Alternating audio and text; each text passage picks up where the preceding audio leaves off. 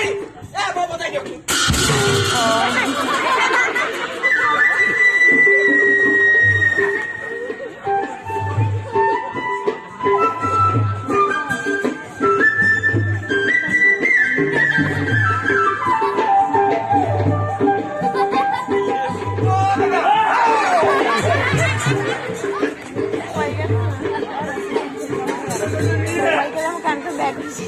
সম্পৰ্ক কি ৰাখিলা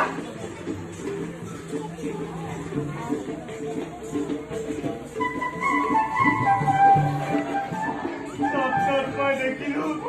দৈত্যপতি হিৰণ্যকশিপুৰে আমাৰ দুয়োকে তেখেতৰ ৰাজসভালৈ মাটি পঠাইছে কি কৰা যায় কি কৰা যায় আপোনালোকক দৈত্যপতি হিৰণ্য